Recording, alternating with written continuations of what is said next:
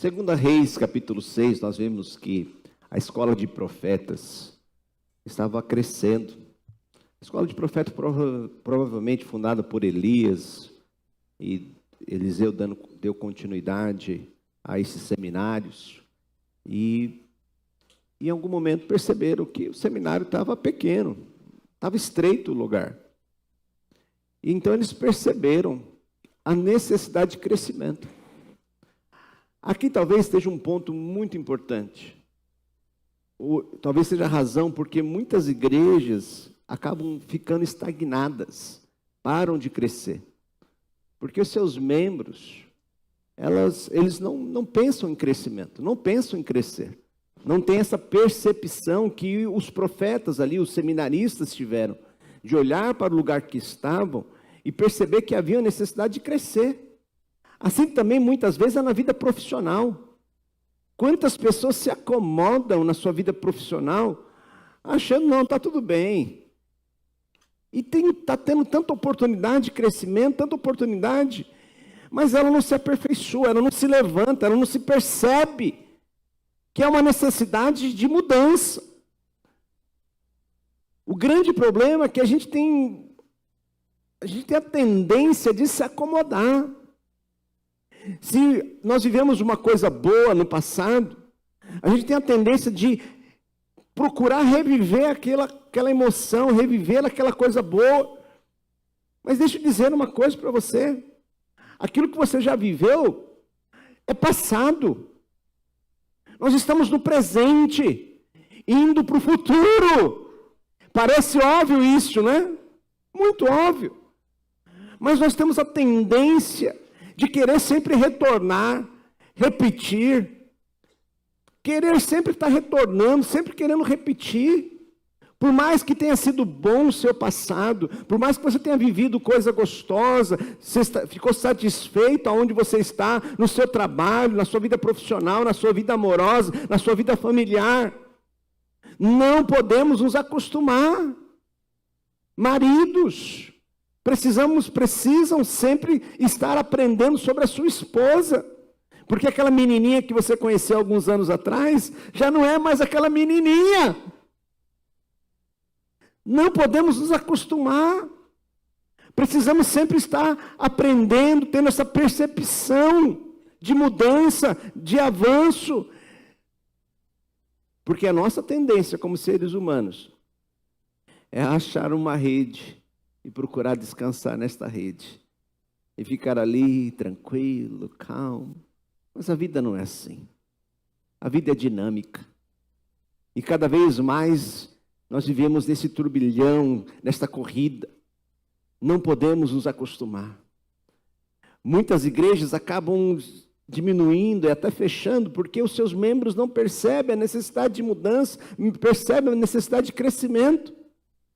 Mas aqui nós vemos que um seminarista, um aluno dessa casa de profeta, entendeu a necessidade de crescer, que aquele lugar estava apertado, diz o verso 1.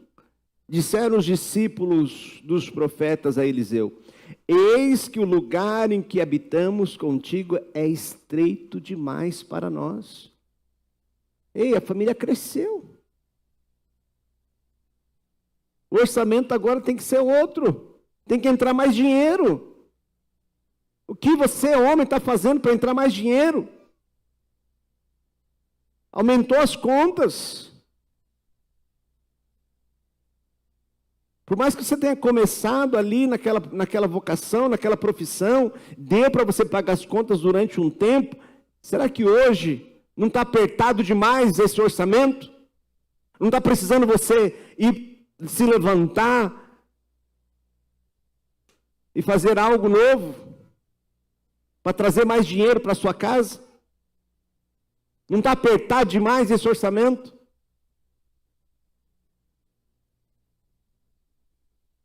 As pessoas às vezes não têm percepção. Esse é um grande perigo. Um grande perigo. Então, o primeiro passo para o crescimento é reconhecer que há mais. Quando a liderança e os servos de Deus entendem que o espaço espiritual, ministerial, estrutural já não comporta mais o que Deus está fazendo, nasce o desejo legítimo de expansão. Alguns perguntam assim, mas por que crescer, pastor? Para que crescer, pastor? Está tão bom do jeito que está. Precisamos crescer, porque o lugar em que habitamos é estreito demais para nós. Aí o grupo começa a crescer, a pessoa tem que começar a falar, não, peraí, você não, você sim, aí a gente começa a separar uns, dizer, não, você não canta tão bem, você não toca tão bem, você fica sentado aí, quando você aprender você vem tocar, você, não dá, tá bom do jeito que tá. Não, na escala aqui, a salinha aqui é muito pequeno, não dá para ficar 3 ou 4, então você não é necessário. E aí, como o lugar está estreito, pequeno, o que a gente faz? Você manda as pessoas embora. Achar que elas não são necessárias.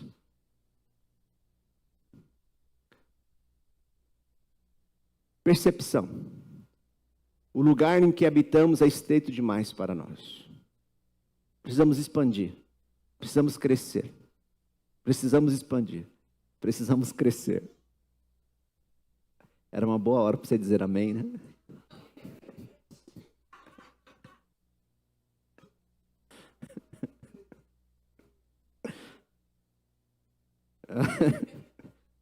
Será que dá certo agora?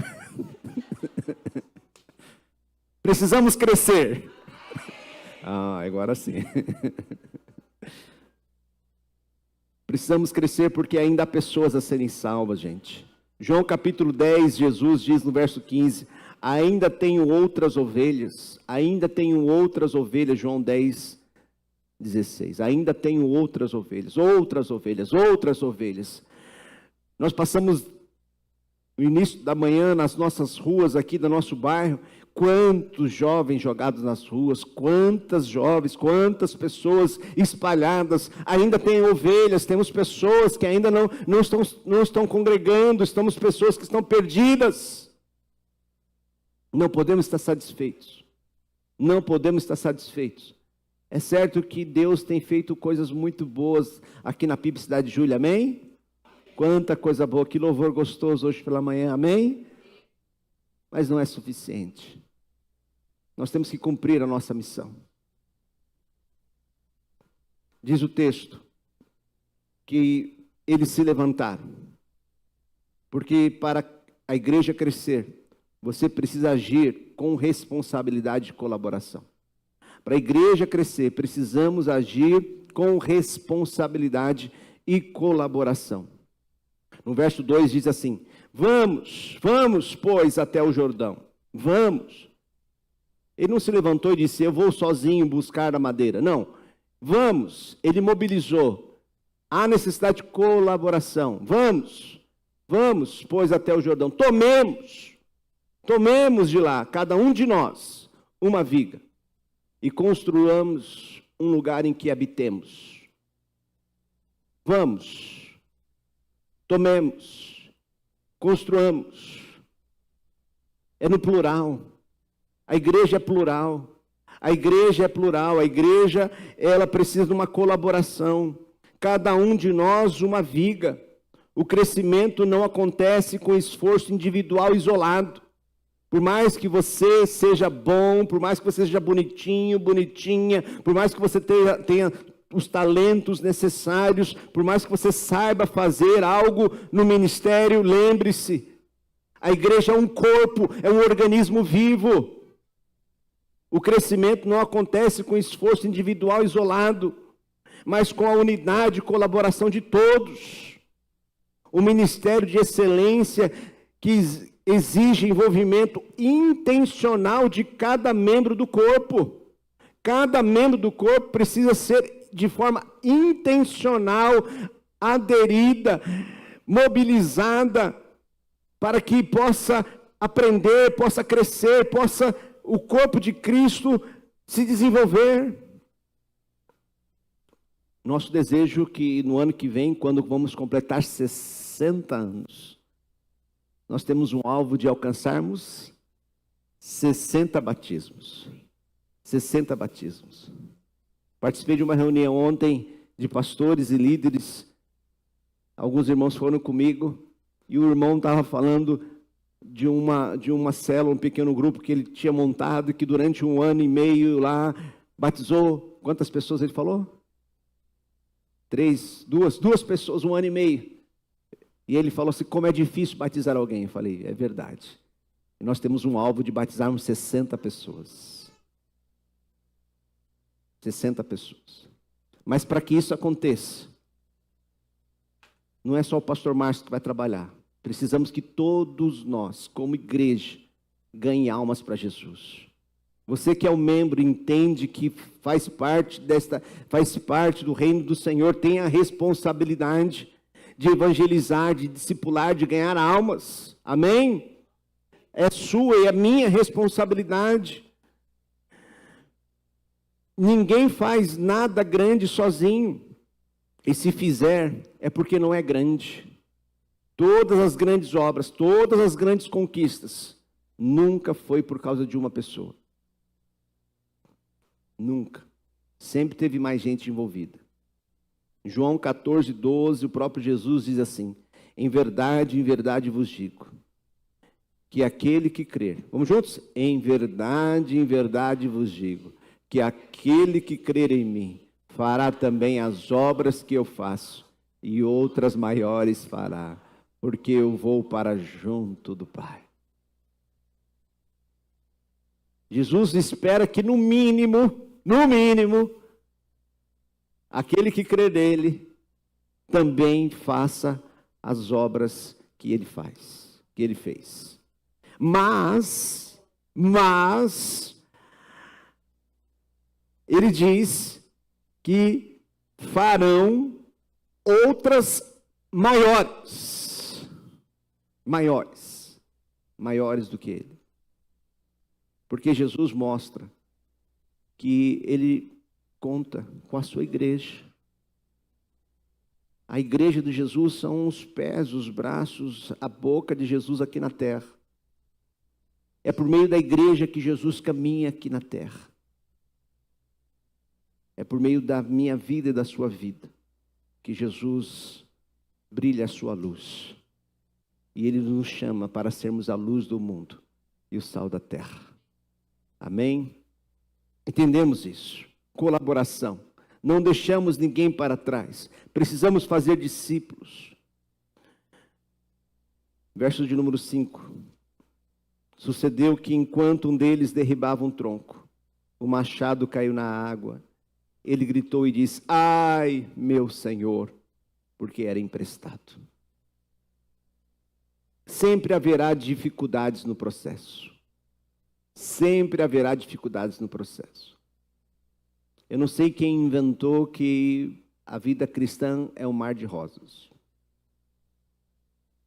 Talvez esquecido de falar dos espinhos, que muitas vezes nós acabamos nos machucando, nos ferindo. Aqui estava um homem que tinha se proposto a largar as tendas, um homem que estava trabalhando para o Senhor, e ele acabou perdendo o machado, que nem dele era. Paulo em 2 Coríntios nos relata, no capítulo 11, as dificuldades que ele enfrentou. O grande Paulo, o apóstolo Paulo. 2 Coríntios, capítulo 11, verso 23. São ministros de Cristo, falo fora de mim. Eu ainda mais, em trabalhos muito mais em prisões, em açoites sem medida, em perigos de morte muitas vezes. 5 vezes recebi dos judeus uma quarentena de açoites menos um. O açoite, aquela chicotada com várias pontas de metal e de osso. Fui 3 vezes fustigado com varas, 1 vez apedrejado em naufrágio, 3 vezes 1 noite e 1 dia passei na voragem do mar, em jornadas muitas vezes, em perigos de rio, em perigos de salteadores, em perigos entre patrícios, em perigo entre gentios, em perigos nas cidades, em perigos no deserto, em perigos no mar. em perigos entre falsos irmãos, em trabalhos e fadigas, em vigílias muitas vezes, em fome e sede, em jejum muitas vezes, em frio e nudez, além das coisas exteriores, ao que pesa entre mim diariamente, a preocupação com todas as igrejas. Aqui fala um homem na qual dedicou parte da sua vida, boa parte da sua vida ao ministério. Passou por sofrimentos, por lutas. Passou por apedrejamento, falsos irmãos. Queridos, a carreira cristã não é muito sobre aquilo como nós começamos, mas como nós terminamos ela. Sim, vamos passar por lutas e dificuldades, mas o mesmo apóstolo Paulo, ele diz: eu sei em quem eu creio e eu estou seguro que ele é poderoso. Aquele que começou a boa obra, ele é fiel para completá-la. É esse mesmo apóstolo Paulo que passou por apedrejamento, por perigos, por falsos irmãos. Porque, vamos ser sinceros, sabemos que na igreja, nem todo mundo que está sentado do seu lado é crente. Não olha para o lado agora, não.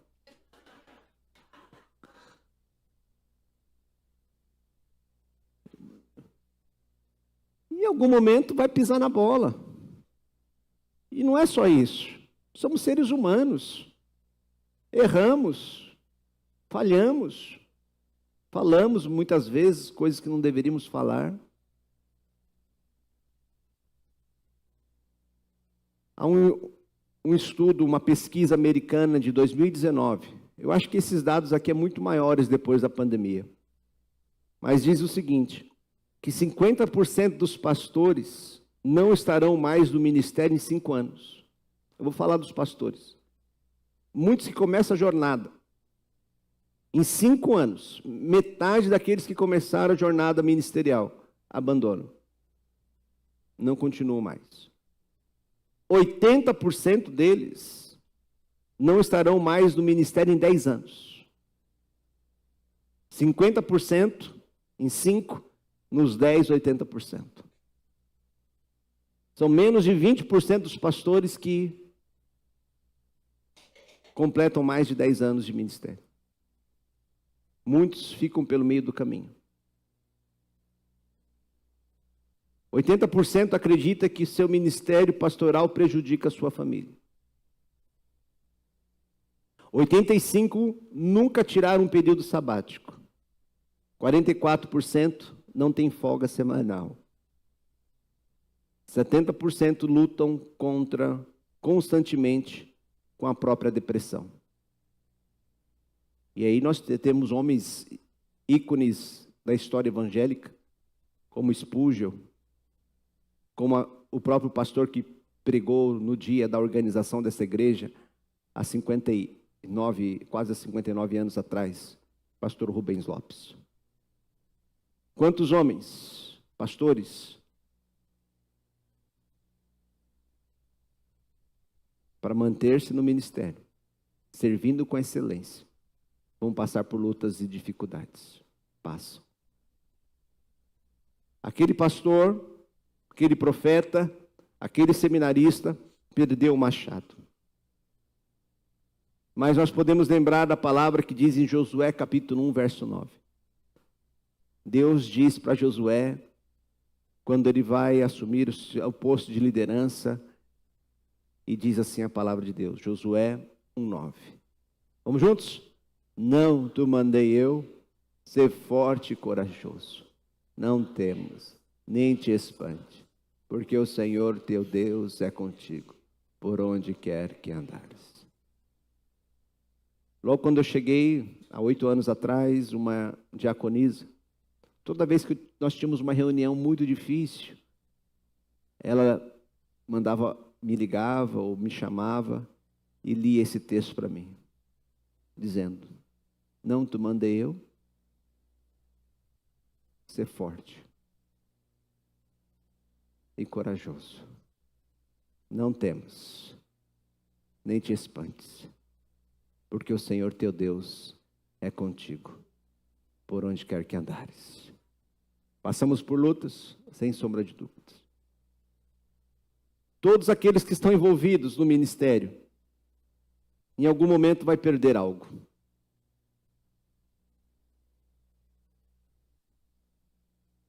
Aquele seminarista perdeu o machado, que não era nem dele.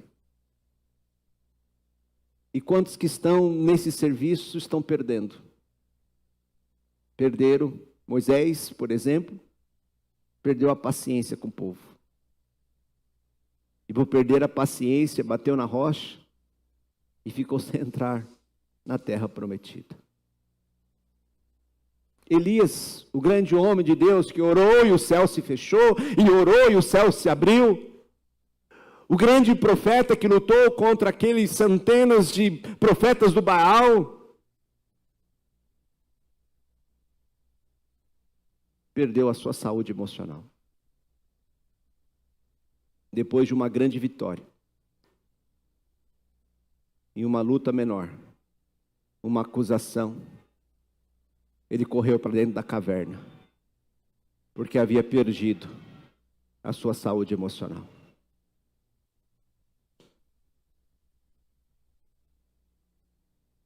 Só perde alguma coisa quem tem algo para perder. Porque quem não está fazendo nada, não tem o que perder.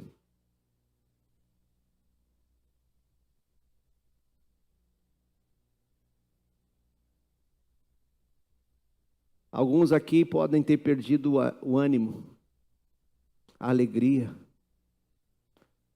Lembre-se desse aprendiz de profeta. Alguns perderam a família. Alguns perderam algo no meio do caminho. E você? Se identifica aqui nesse machado? O que você perdeu?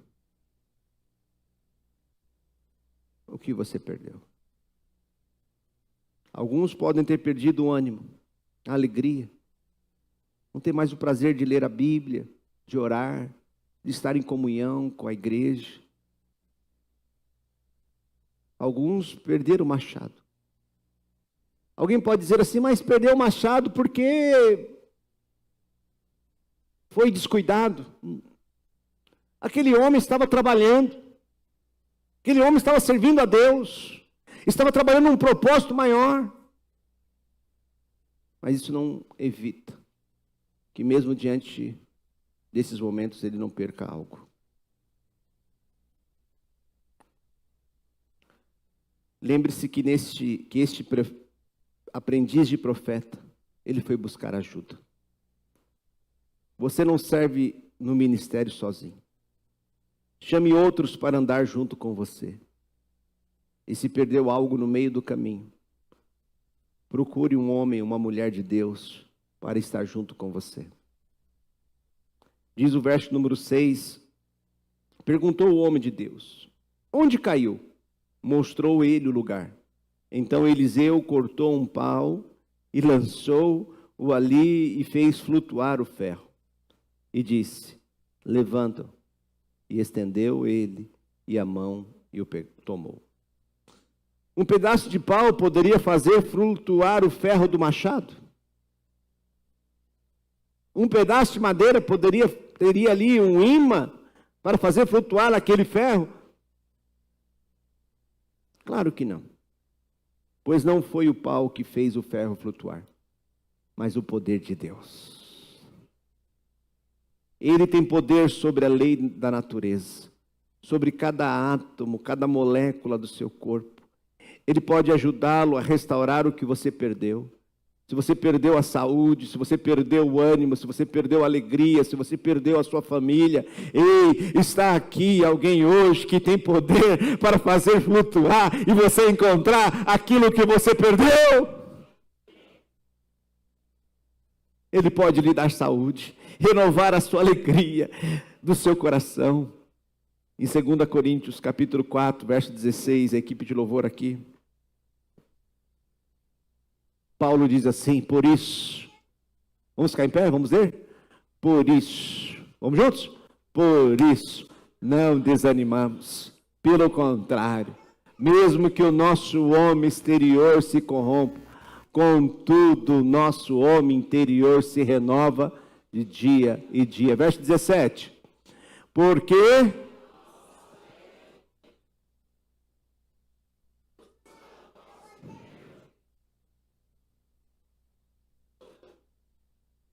não parece leve agora, né? Não parece leve no momento que você está no olho do furacão, no momento que aquele machado está lá no fundo daquela água e você não consegue achar. Não parece leve.